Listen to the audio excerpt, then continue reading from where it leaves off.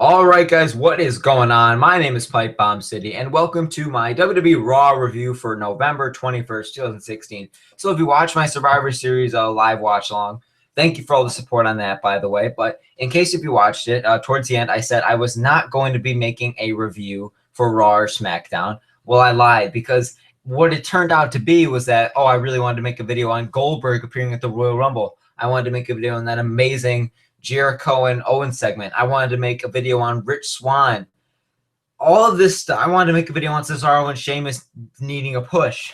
So all that stuff, 4 topics. And you know what? The show wasn't half bad tonight. So I thought, all right, might as well just make a Raw review. So here we are reviewing the show, guys. And I'm looking forward to talking about this, right? There's a lot of big stuff to talk about. Hope you guys are ready to tune in that with me. But be sure to check out my Instagram at PipeBombCity or Instagram.com/PipeBombCity. Be sure to subscribe, like, and comment on this video. We are so close to 100 subscribers. I'd really appreciate if you hit that subscribe button right now and join me on this journey, guys. Getting into this. So we kicked off the night, with Goldberg, okay? And right away, it was interesting to me because I thought he was done. I thought it was Survivor Series, and then boom, he's gone. So let alone right there, I was shocked. I was like, oh, that's interesting to see. And he has the look on his face. And what he started saying, he made me feel like he was going to retire. That's where I thought he was going with that. Like, all right, guys, it was great. I conquered Brock Lesnar, but now I'm gone. He didn't do that. What he ended up saying was Stephanie walked up to him and she said, Goldberg, do you have one more title reign left in you? And he said, hell yeah, I do. And the crowd tonight, I mean, I don't know, but it's pretty much anti-internet because the internet was completely shitting on, or the IWC mostly, all of them. Okay, they were shitting on the match last night, or 2 nights ago between Goldberg and Lesnar. They were shitting on it, thought it was garbage. And then the crowd tonight, or last night, I'm sorry, they were booing the fuck, or they were cheering the fuck. You'd think they'd be booing, right? But they were cheering the fuck out of Goldberg. You know what? And I think that's good because all the negativity that isn't going to do anything for Goldberg, it isn't going to do anything for Lesnar, and everyone's saying, oh, Lesnar's credibility is ruined. Literally, this is 2016. Okay, WWE, we all know you literally can make anybody as credible as you want them to be. So if you cheer for them enough and you get a lot of people to cheer for them, then they're liked. And they will get a push if you just have to push the company.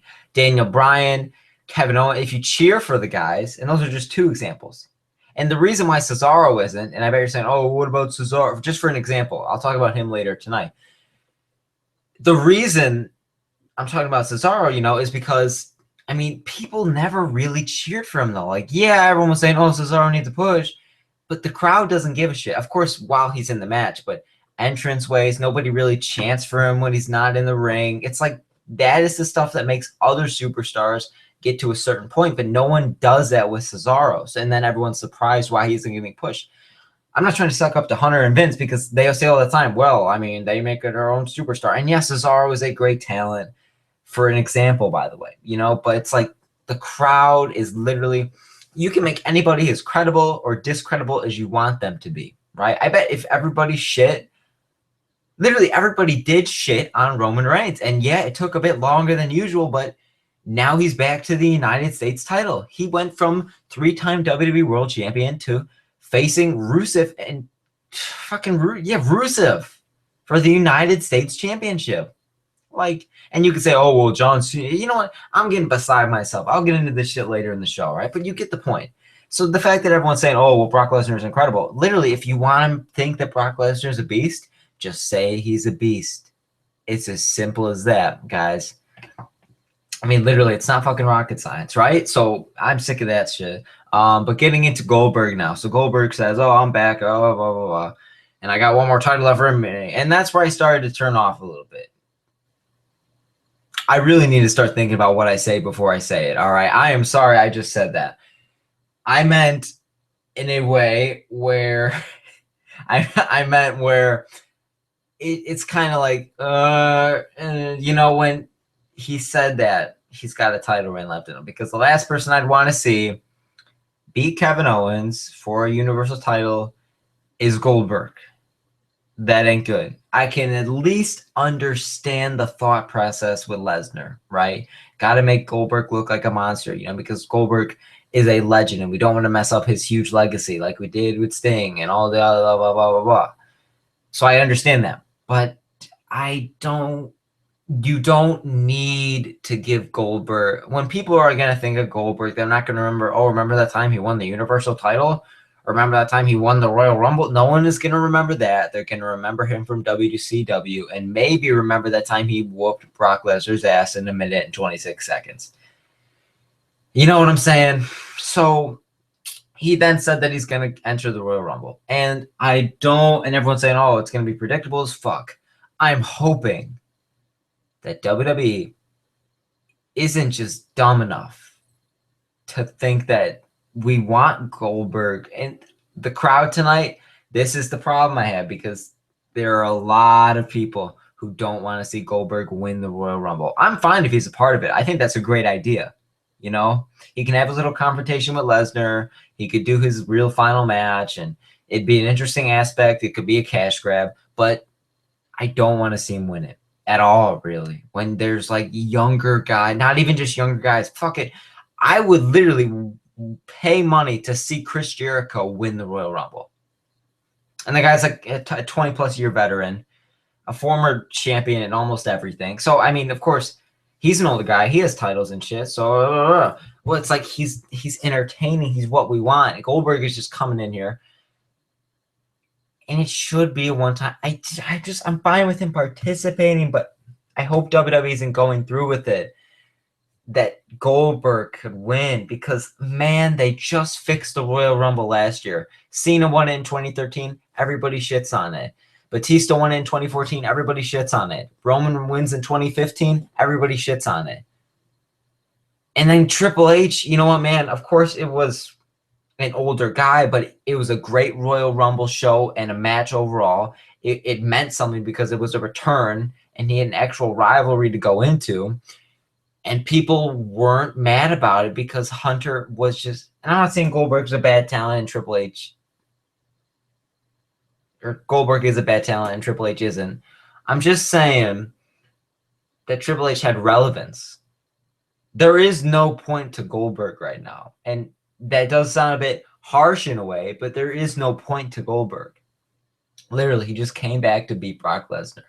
And now he's back to win the title. And WWE, man, this has WWE all over it. Goldberg, the legend, comes back, wins the Royal Rumble after defeating Brock Lesnar, and goes on to win that title at WrestleMania. No, I don't want to see that at all, really. So I'm hoping that Goldberg isn't going to win. Just moving on, though.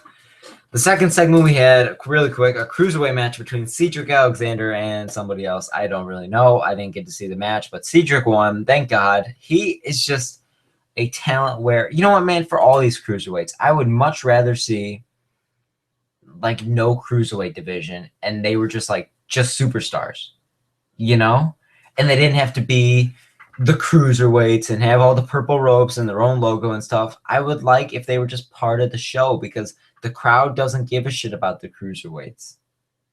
They are the new divas. The divas, not the women now, because the women mean something now, but the divas from the 2012s, 2013s, and then from the past, they were the bathroom break. And now this is the bathroom break. Unfortunately, because it is quality, but it's just, there's no real characters. WWE just, yeah, I'd rather just have them be a part of the show instead of their own like little mini show on Raw, I'd rather just see them, because Cedric Alexander is such a great talent, and he could be a great character. But the problem is that he's stuck in the cruiserweight division with one title and 10 different guys. That's the problem. There's nothing to expand on. So I'm hoping this cruiserweight division, I hope the athletes that are in it are good, and I hope that they would stay around. But the division itself, you know what I'm saying? I just wish that would die. Hell, there could be their own cruiserweight title still. But their own division, I just don't like it, So getting into next, I honestly lost order of what happened, so I'm just gonna go with the New Day. I believe that happened either before or after the Cruiserweight match. So New Day versus Cesaro and Sheamus for the tag team titles. I thought Cesaro was gonna win. Apparently not. Or Cesaro and Sheamus, sorry. I'm not a big fan of Sheamus. I'm not a fan of Sheamus. I'm not even gonna lie. But the Cesaro and Sheamus team, I am a fan of. You know, I like it. I like its shit. I think it's good. It reminds me a lot of Daniel Bryan and Kane. So what happened there is just, I mean, they lost again. Really, man, if you look at Cesaro's career in WWE, United States champion with Oksana, and then nothing. And then, and yeah, I mean, there's great matches along the way, but at the end of the day, no one from 20 years is going to remember, oh, remember that great match Cesaro had? No. They're going to remember championships or main event matches that will go down in history. No one is going to remember the great match that John Cena had with Cesaro on Raw from 2 years ago. No one's going to remember that. What they are going to remember is just titles and main events. And it does sound harsh, but at the end of the day, that is the truth. So they lost. Cesaro, man, he just cannot get a break. He really can. I do feel he did post on Twitter like, I'm tired of it, and that's all he said. No emojis, no periods, and that's when you know shit is real with WWE employees when they post shit like that. So no hashtag, you know what I'm saying. So I just feel like they'd be good champs, but WWE is just waiting for something. Their record lane, and I wish it would come faster because New Day is turning a lot of fans off. And I said it again, I'm sorry. That's a neck. So it's drawing away fans, and you know what, man, that's not good. So I mean, I hope they lose the title soon. I love New Day, but it's time to go. You know, I'm not saying maybe even disform as a team. I don't even know, man. Getting into next though, this is where I completely just lost order. Let's talk about Rusev versus Enzo Amore. Now, before this match happened, it was a very short match. Rusev got involved and all, blah, blah, blah, blah. Rusev was attacking him, and but it's over. Big Cass came out. So pretty much what happened before that, as you could see towards the middle of your screen, you might have saw it on the thumbnail. Enzo is naked. This was a very mixed segment. There were a few people that really disliked it, and there were a lot of people that were laughing their asses off. I don't know. Enzo apparently has like a disease where his dick is supposed to be because it's orange over the fuzz. So I don't know what that's about, Enzo, but you might want to get that checked out. But he was walking around. God, I'm not even gonna lie to you people. I enjoyed this segment, and you know what? I don't know. I enjoyed it. I'm sorry to say that, but I did. And it ends up him talking to Lana, and he's like, "How you doing?" And I was laughing my ass off, and then Rusev came. Oh, that was good. How you doing? Ooh, how you doing? All right, I see you, Enzo. I make a good Enzo voice. All right. Maybe I should make one of those copy channels. That's what people do. They gotta be the. I can't. I lost it now. Hold on. They gotta be the. Fuck. The voices. I can't even do it. I lost it. I had something good. I lost it. How you doing? That was good though. I'm sorry. I'm supposed to be reviewing this shit. So then he's talking to Lana, and he's like, "How you doing?"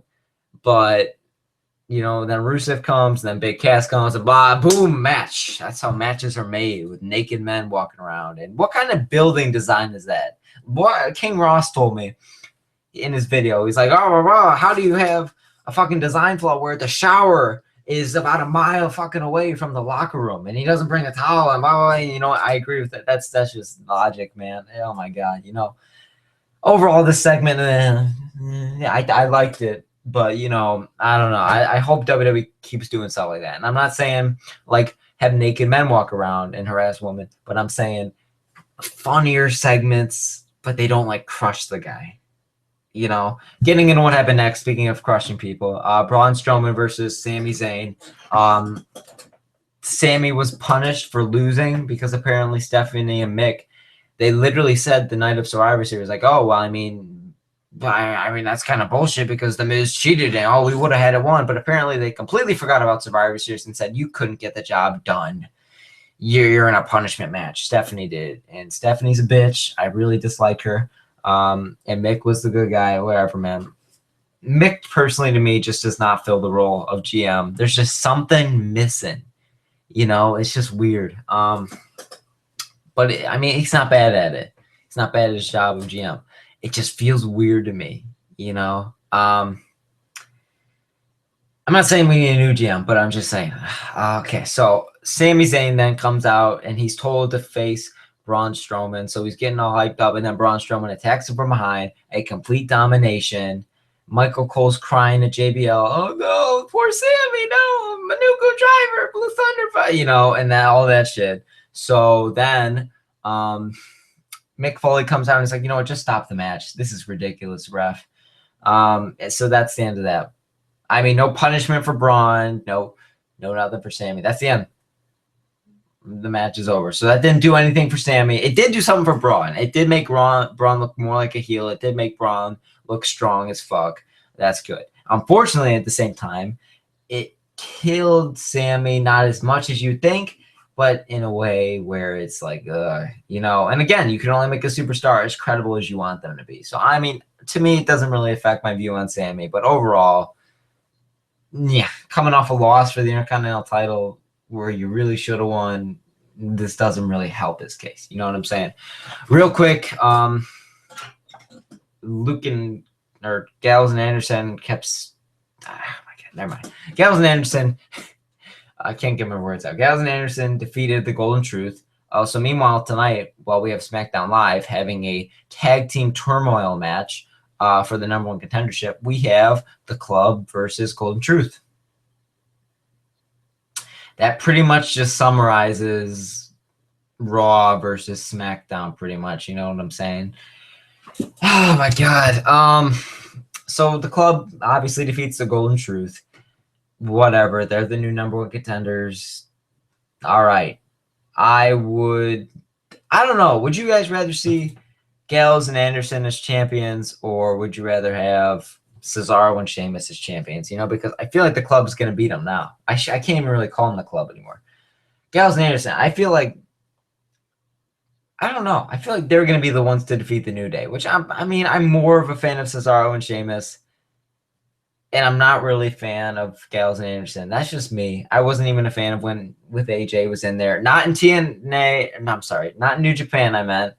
But I mean, like, in WWE, it's just it's such corny stuff that it was just blah, you know. So whatever, man. They win. They probably are going to beat the New Day because their record is catching up to the #1, and it's going to be over from there. So whatever, you know. So moving on. See, once New Day gets the record, are they just going to lose it right away? I mean, I don't know. There's the possibilities, and I hope they do because it just needs to be gone. So after that pointless shit, we had the moment of the night. You could say Goldberg, you could say Enzo, you could say Swan, you could say the main event, but this was my most enjoyed segment of the night. So what happened?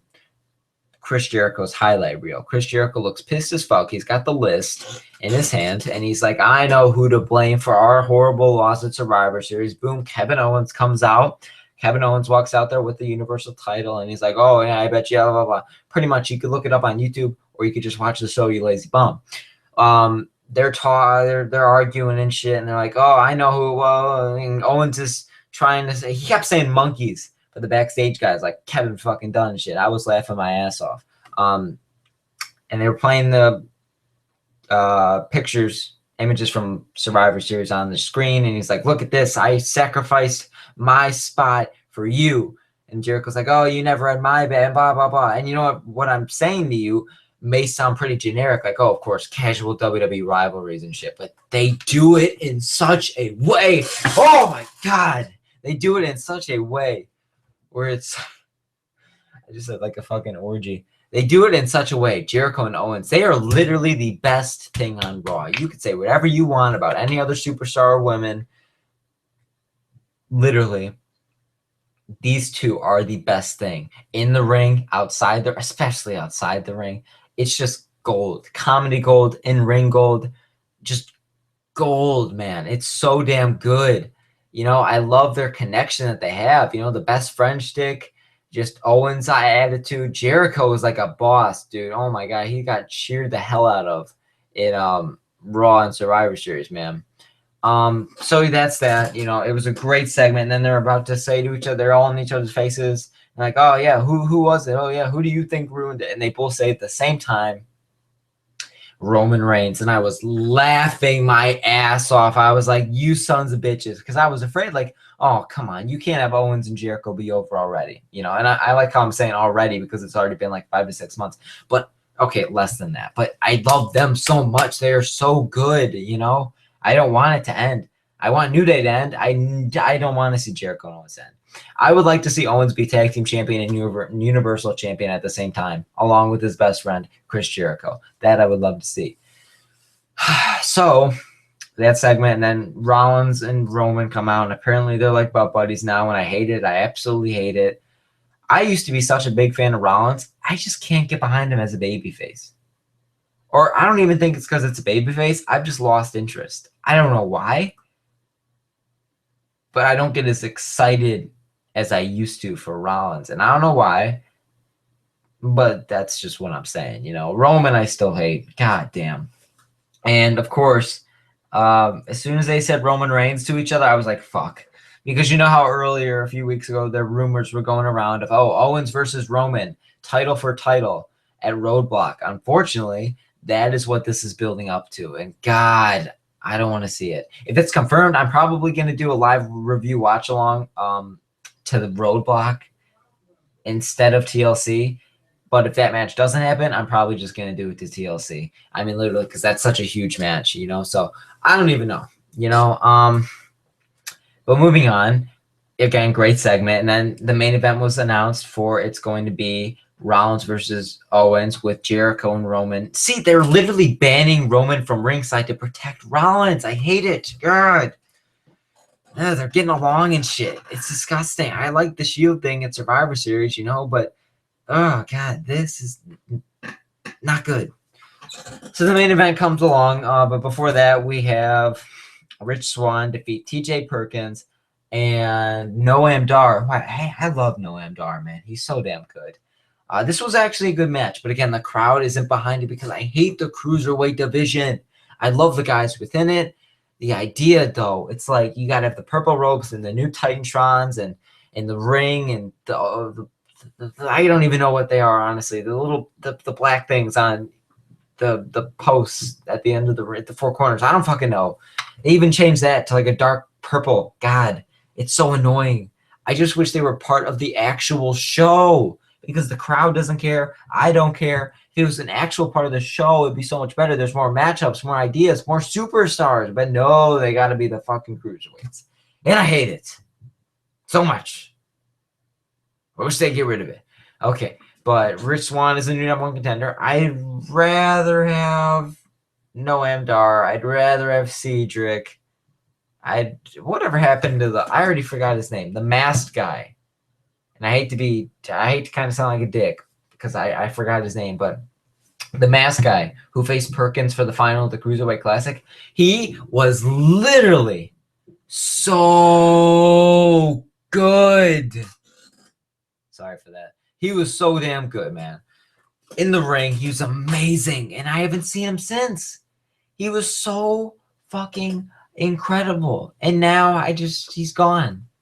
And I was like, shit. Oh, God.